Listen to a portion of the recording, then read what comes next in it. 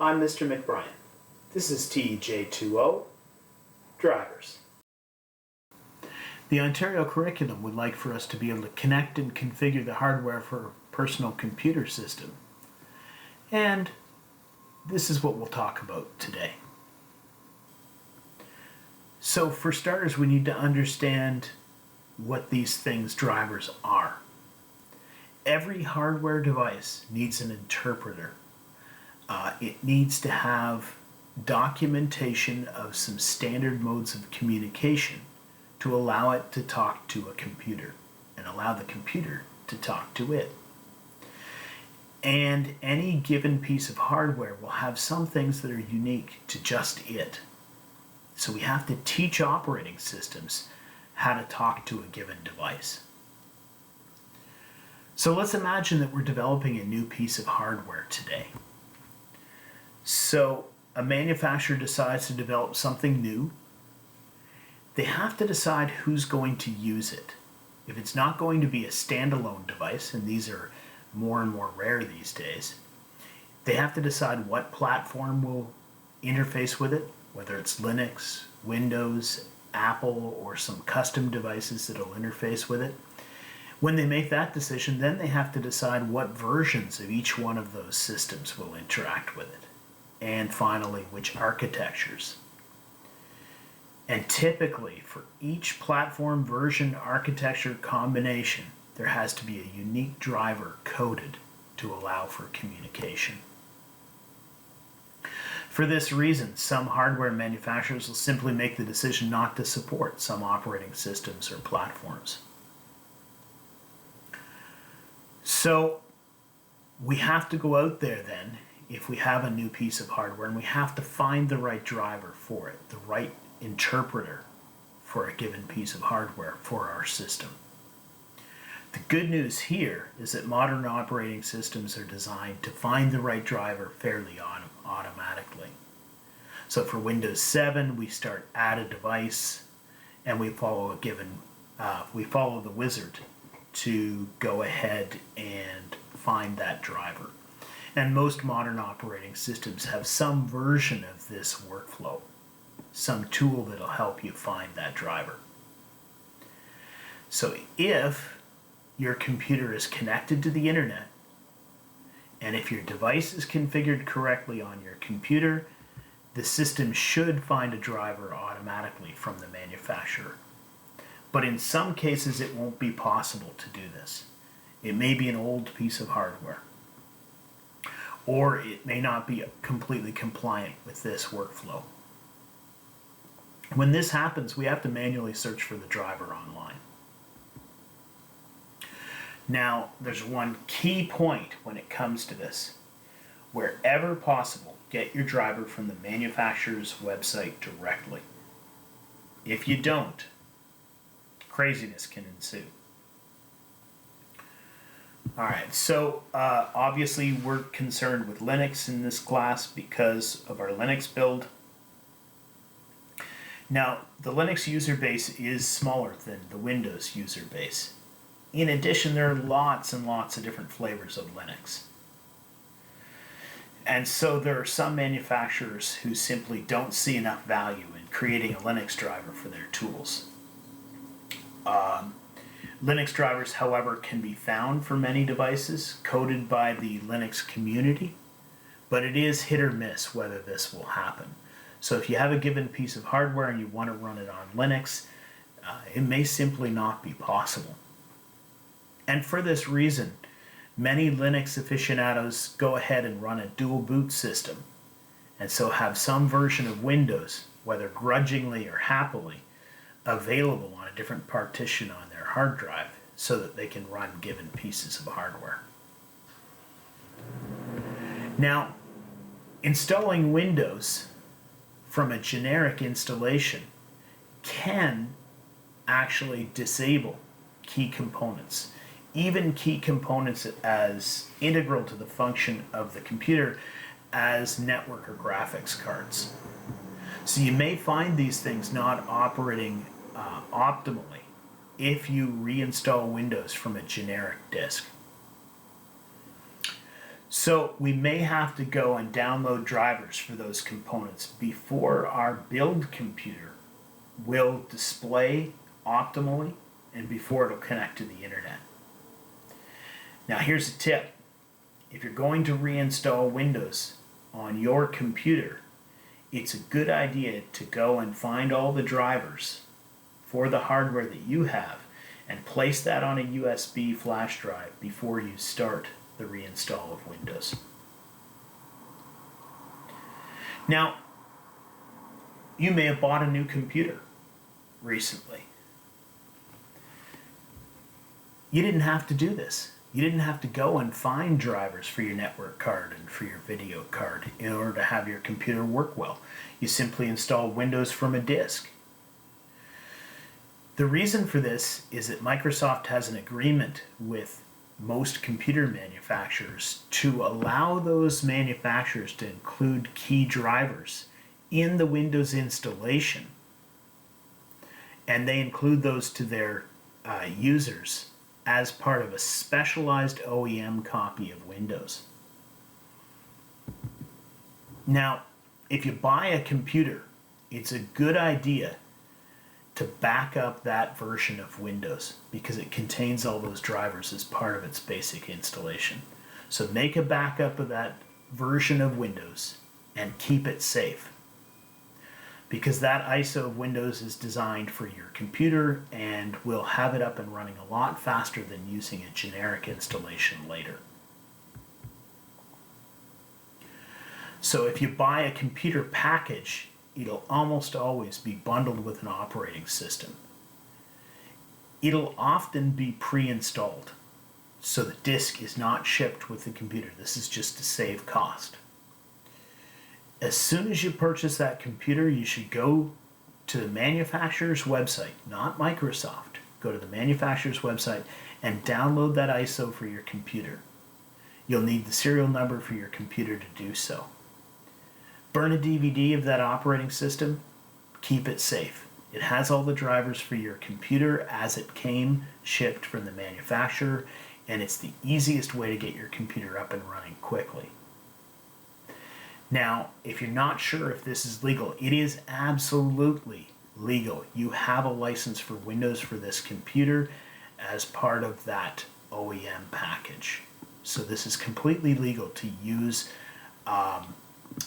this copy in the future on that computer.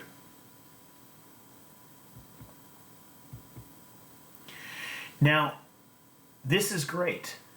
And if you don't make many modifications to your computer, this will be an extremely effective way to be able to reinstall Windows at a later date if you want to. However, as soon as you start using a computer, the installation of Windows starts deviating from the default settings that were on it. They might be your preferred keyboard settings. They might be your favorite Office configuration. Or it could be the drivers for your printer, all kinds of other different customizations of Windows. And often users don't even notice as they're making these customizations. Now,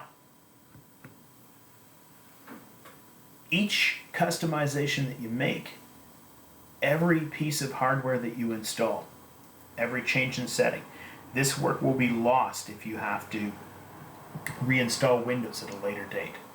If something happens to your Windows installation, it gets corrupted, your hard drive fails, all of those specialized things that make your computer yours will be gone.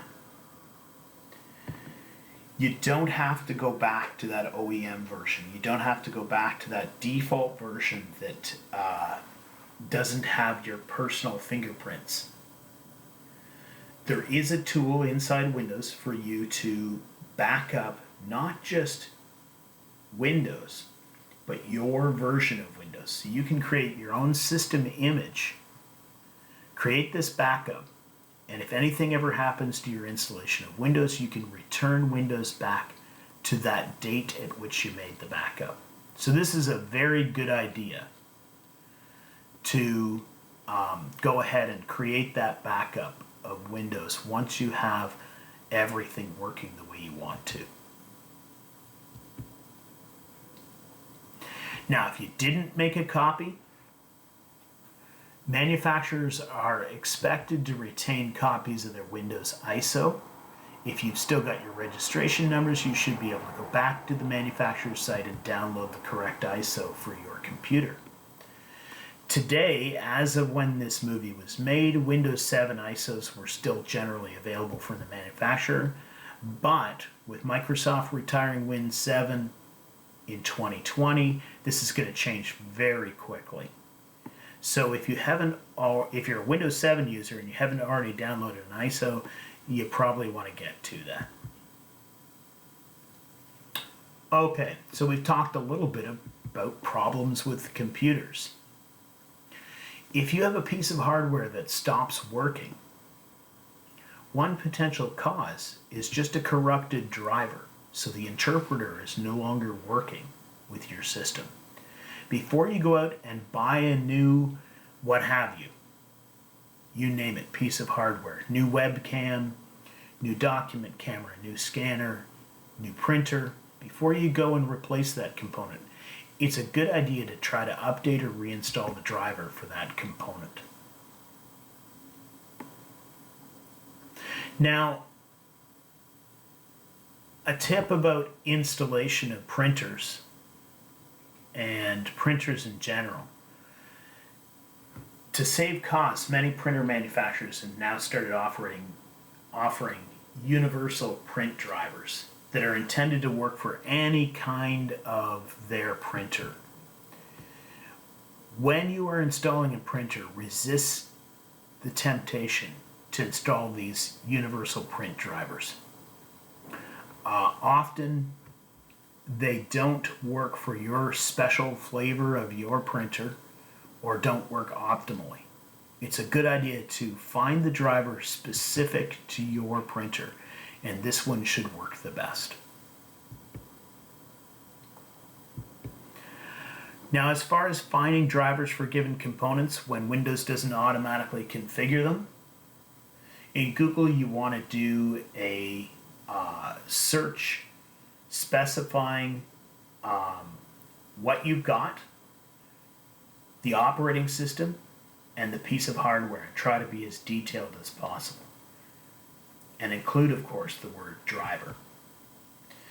Once you have a result, you're going to see a bunch of different options for where you should go. Look for a website from the manufacturer of the hardware, if at all possible. Try to avoid any other suppliers. If you take your driver from someone else, you may find that they offer you an additional bonus of malware, free of charge. So the good news here, by the way, is that Google will help you out, suggesting options for completing a given request. And in here we can see some generic offerings, www.driver-wireless.com versus acer.com, the official site. We want to resist the temptation to look at that other fairly official looking website.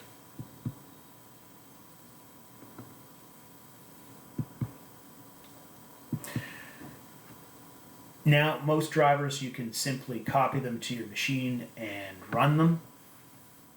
Some drivers may need to be called, specified from the Add a Printer Windows utility. You can go through this process pretty easily and should be fairly comfortable with this by the end of the course. Okay, so key points today. Virtually no piece of computer hardware works without a driver. These drivers are specific to the operating system, the version, and the hardware type. When we use generic ISOs of operating systems, we won't have the computer-specific drivers for even the most basic components like a network card. So wherever possible, we want to install the OEM, the original equipment manufacturer ISO, so that we'll get as many of the drivers as we can for our computer as soon as we're done installing.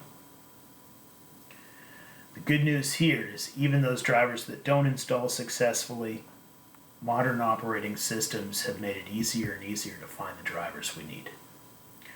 Okay, so that's it for today. For your homework, please complete your build, and I want you to start navigating through the BIOS. So go ahead and open the BIOS as soon as you've got your build operational, and if possible, get your Windows installation in place. Thanks very much. Have a great night.